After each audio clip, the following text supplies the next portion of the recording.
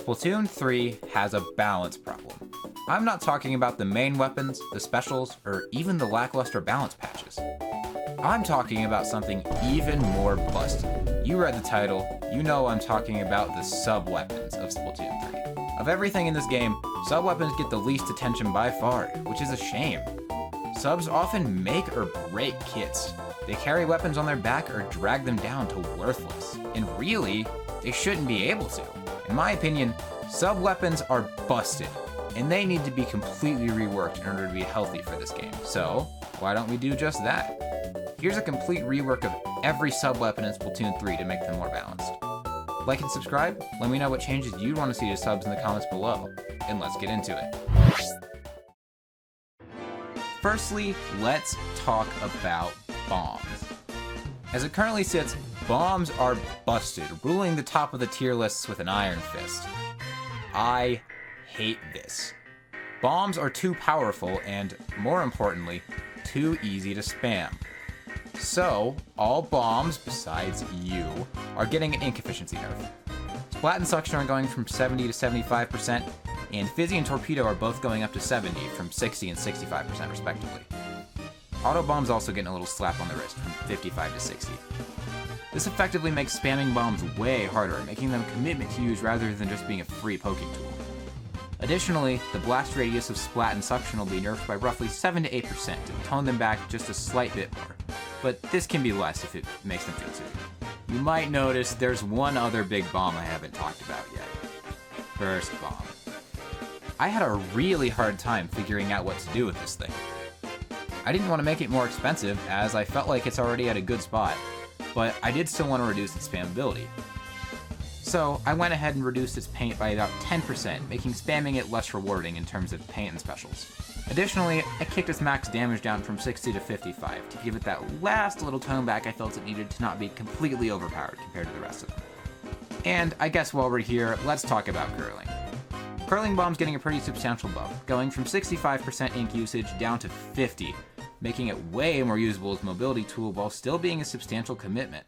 Now, with all the bombs taken care of, let's go ahead and get to the rest of the subs. Firstly, Splash Wall and Point Sensor are both receiving the same changes. None of them. I think these two are perfect where they are, and any changes to them would probably be for the worse, minus maybe a bit of a UI change to walls so you can tell where it's going to go a little easier. In a similar boat, Squid Beacon's going from 75% ink usage down to just 70%, making it a little bit more desirable. But I also feel like it's in a pretty good spot right now, so it probably doesn't even need that, to be honest. That just leaves us with 4 subs, all of which are getting pretty hefty reworks. Inkmine's getting the least done to it, with its minimum damage increasing from 35 to 40 to combo a little better with some of the weapons it's on, and its tracking time being increased to 7 seconds from its previous 5. This should help mine feel a little stronger as a combo tool that plays a little differently from traditional bombs, which is a really interesting niche I'd love to see it take advantage of more. Now for a sub I've already done a video reworking, Sprinkler. Let's start with the nerf. This thing is going back up to 70% ink tank.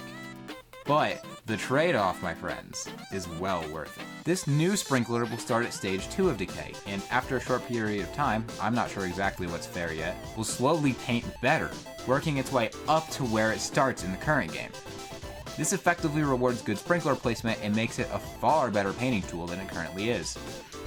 Additionally, with Sprinklers shot down by an opposing player, it'll have a very small explosion, with a direct hitbox dealing 55 damage and an indirect dealing 30. This is a very small explosion, and if you play carefully, any weapon can pretty easily take it out without getting chipped. But if you're playing sloppy, that damage is gonna hurt, especially if you're, say, already in a team fight. After Sprinkler's thrown, there's a cooldown window where you can't replace it, similar to Torpedo, but much longer. This means it can't just be spammed and won't just essentially be another bomb in fights. But it'll still be way more useful in fights if you play with it tactically. Following that behemoth of a rework is Toxic Mist. And yep, it's the exact same change everyone else wants for it. If you hit a player directly with it, the mist will stick to them for 3 seconds, and it's getting a bit of an ink efficiency buff from 60% to 55%, effectively meaning you can't spam it super heavily, but you'll be able to get a little more use out of it. And ladies and gentlemen, last but not least, it's Splatoon 3's bastard child, Angle Shooter. So, how do we fix this thing? Firstly, let's give that dart a nice damage buff, from 40 to 45. Next, let's actually make that trail do something. Now, the Trail of the Dart does 25 damage if you cross it, but only once per dart, similar to something like a Wavebreaker wave. But, since Dart is so cheap at 40% ink tank, you can throw multiple at once, effectively allowing you to set up trip lines in this game's hallway map that opposing teams have to push through, or throw a dart horizontally in front of someone as they move through it to chip them, making a fight easier. Having this trail makes Angle Shooter way easier to actually get value out of, and, in my eyes, would make it really good. So, that's the sub-weapon rework for Splatoon 3. To be honest, most of these don't really need a substantial rework, just some light buffs or nerfs to bring out or tone back their strengths and put them on an even playing field. Let me know what changes you want to see Splatoon 3 sub-weapons down below. Make sure to like and subscribe, and thanks for watching.